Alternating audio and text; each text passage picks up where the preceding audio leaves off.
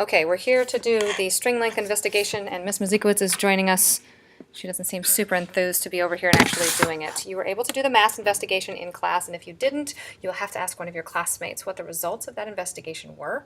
You can use their data. You should use the data from the first piece of information that you got on your data table. So let me go grab that.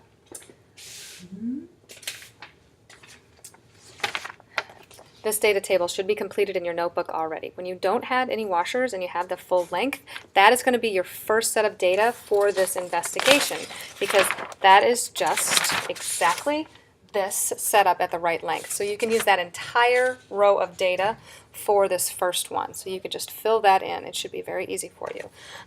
The second thing that we're going to do is take a look at the shorter one. You want to make sure that you keep as many things the same as possible. So we're going to want to continue to move this to, oh, you can't see it very well.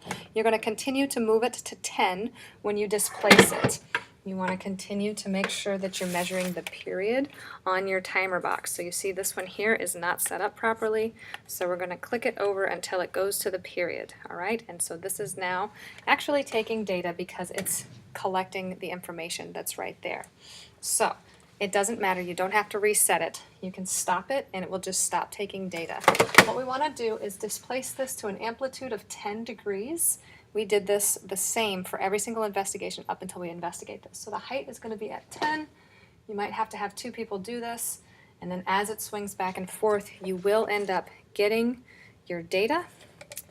And hopefully it will look something like this. Okay? So we have decreased the length of the string. You want to go through and get your data for this. Please try it 3 times. Fill in for each trial and then take the average. Do not forget to divide by 3. Do a real math average. Once you're finished with this one, running this part 3 times, you want to go on to the shortest one, which is right here. Again, what you're going to do is displace it to 10. Keep it at the same height. And then you can go through and actually do it 3 more times to finish filling out this data table.